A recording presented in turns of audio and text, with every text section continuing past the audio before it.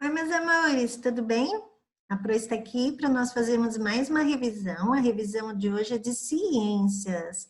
E vocês sabem que a Pro gosta de todo o conteúdo, né? Então vamos lá olhar ciências. Um conteúdo bem legal. Vamos lá. Ai, a Pro tem que aumentar a tela, peraí. Pronto. Amados, a primeira coisa que nós aprendemos em ciências era sobre o ambiente. O ambiente é tudo aquilo que está ao seu redor. Então, tudo que você olhar do seu lado, você vai ver que faz parte do seu ambiente. E olhem aqui essa foto. O ambiente ele é formado por seres vivos. O que nós vemos aqui, ó, o cachorro, ser vivo, a menina, ser vivo. O bichinho voando lá é um ser vivo. Só que existem também bichinhos ali que a gente não consegue ver, que só se vê com microscópio. Mas eles também são seres vivos. Então, os seres vivos, todos eles são chamados de bióticos, tá bom? E agora o que a gente observa ali na figura que é elemento não vivo, que faz parte do ambiente. Olha lá, a pedra, a água, o solo, a montanha, o sol, o ar, tudo isso são elementos não vivos que são chamados de abióticos. Legal? Vamos para a próxima. Ah, uma coisa que a gente estudou bastante foi a cadeia alimentar. E uma coisa que a professora bastante pede para você não esquecer. Toda a cadeia alimentar, ela começa com um produtor e se encerra com um decompositor. No meio dessa cadeia alimentar, pode ter ali, ó, como exemplo, consumidor 1, consumidor 2. Ou pode ser como exemplo de baixo, apenas o consumidor 1. Por que que acontece isso? Porque assim, ó, o primeiro importante que a Pro falou para vocês é o produtor, que são todos os vegetais. Eles são os únicos que conseguem fazer seu próprio alimento. Nós não conseguimos, os animais não conseguem. Nós temos que nos alimentar do que o produtor faz, dos vegetais. Mas aí, por exemplo, o produtor 1, aliás, o produtor que é o vegetal, consumidor 1 é aquele que vai comer o vegetal. Consumidor 2 é aquele que vai comer o bichinho que comeu o vegetal. E o decompositor é aquele que vai comer o pássaro quando o pássaro morrer. Então, no exemplo 2 ali, ó, tem o produtor, tem o consumidor e já tem o decompositor. Por quê? Pensa assim, a plantinha nasceu, aí ela pode ser comida por alguém ou por algum animal que vai comer e aí chega no decompositor. Mas a plantinha também pode morrer. Então, por exemplo, o produtor, a planta morre, já entra em contato com o decompositor. Ali o grilo, a plantinha cresceu, o grilo comeu a plantinha, se o grilo morrer, o decompositor já vai entrar em ação. Tá bom? Então, é importante, começa com o produtor, termina com o decompositor e lá no meio pode existir vários consumidores. Aqui a Prode colocou a tela para gravar bem forte, gente, bem forte na cabecinha. Produtor são os vegetais, legal? Aí, consumidores, a gente tem dois tipos de consumidores. Os primários, que são os herbívoros, que se alimentam das plantas, e os secundários, que são os carnívoros, que se alimentam de carne. A Pro colocou ali a figura de um homem, né, de seres humanos como nós, porque nós podemos comer tanto as plantinhas, sermos primários, ou a carne e sermos, no caso ali, secundários, tá bom?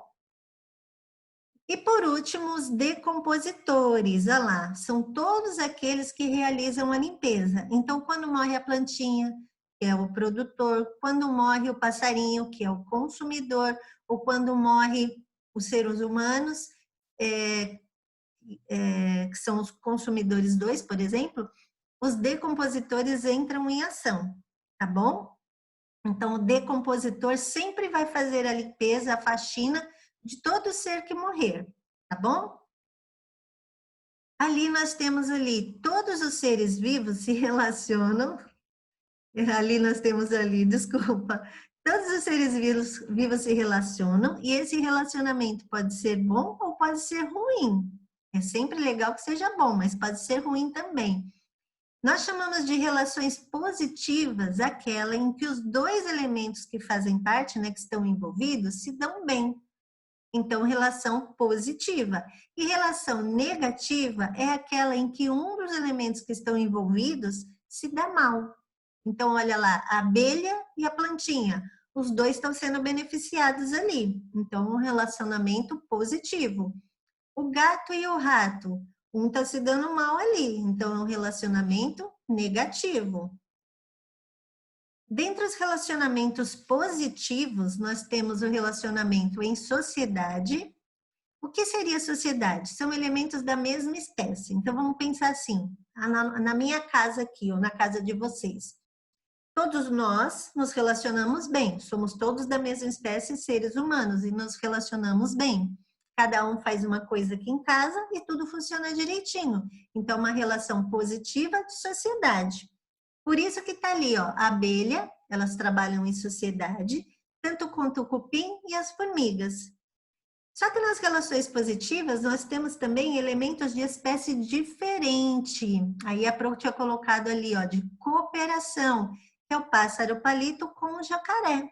Mas você pode pensar numa coisa assim, por exemplo, você e seu cachorrinho são seres de espécie diferente, mas você alimenta o seu cachorrinho e o seu cachorrinho protege a sua casa. Então, uma cooperação, tá bom? Temos ali nas relações negativas a predação, que é quando um animal se alimenta do outro, e o parasitismo, onde um é o hospedeiro e o outro é o parasita. Então, por exemplo, no piolho.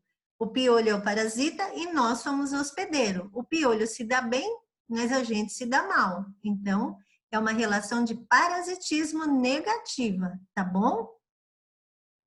Nós estudamos também impacto ambiental. São alterações que ocorrem no ambiente provocadas pelos seres humanos e não são muito boas, por isso que é impacto ambiental. Olha lá, o tráfico de animais silvestres que é proibido, a poluição tanto do ar, da água como do solo, a caça e a pesca ilegal, olha lá. E o desmatamento, esses são uns dos impactos ambientais, tá bom? E agora, desenvolvimento sustentável é o contrário, é um desenvolvimento em que o planeta não é prejudicado. Então, lembra assim, natural, é tudo que tem na natureza que Deus criou para a gente. Isso se chama recurso natural. A Pro tinha colocado aqui a imagem da árvore, lembra que a Pro explicou? Ao invés, preciso da árvore para se fabricar os papéis. Só que ao invés de ir lá desmatar a nossa floresta, já tem um campo desmatado? Planta essa árvore especial que é o pinheiro. Ali você planta, a árvore cresce rapidinho, corta, faz o papel, quando limpou o solo já planta de novo, e aí vai sempre plantando e replantando ali. Esse tipo de árvore não vai prejudicar a natureza, porque já é um espaço desmatado e você vai poder ter o seu papel. Então, esse é um recurso sustentável. Existem outros, prestem atenção, tá bom? Nós estudamos também a defesa das plantas. As plantas parecem que são inofensivas, lá quietinha, não pode sair do lugar, mas muitas delas possuem proteção. Ah lá, a rosa com espinho e o cacto também com espinho. Estudamos também a camada de cera que está nas frutas, impedindo que fungos e bactérias penetrem no fruto. Temos também ali ó, os pelos, que estão em algumas folhas. Olha, a Pro até colocou duas ali, ó. Uma folha com pelo, que é mais difícil dos parasitas irem lá mastigar, e uma folha lisa, onde os parasitas podem comer mais facilmente. Então, algumas têm essa defesa do pelo. Ali as cutículas, que também é uma camadinha fina de cera, para que não entre nenhum micro-organismo, que a gente estudou que tem ali no couve. E algumas plantas, elas possuem substâncias tóxicas, para poder também afastar. E agora nós vamos para a defesa dos animais. Lembram da borboleta, que tem essa cor bonita, preta e laranja? Ela serve de aviso, ela é bem chamativa, serve de aviso para que os predadores saibam que ela é venenosa. Temos também o bicho-pau, que a proteção dele é ficar paradinho, parece um pauzinho, então ele engana, né, os predadores. O camaleão, que também pode trocar de cor para se defender. O besouro bombardeiro, ele já tem uma arma química, né? Ele espirra um ácido para se defender, e o peixe elétrico que solta da descarga elétrica, né? Pode machucar, bem forte até. E por último, nós temos aqui então a defesa do corpo humano. O ser humano também conta com mecanismos de defesa, os que estão internos do ser humano, sistema imunitário, sistema imunológico.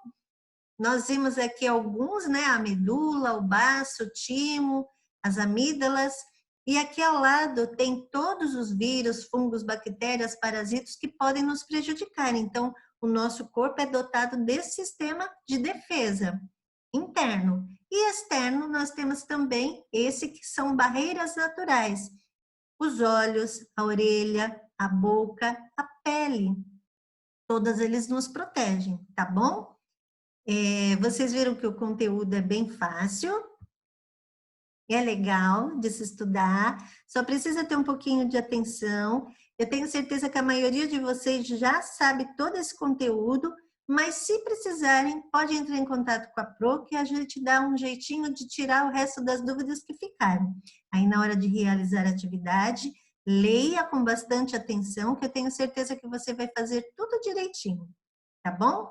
Se precisar, então, entre em contato comigo. Um grande beijo para vocês e bons estudos!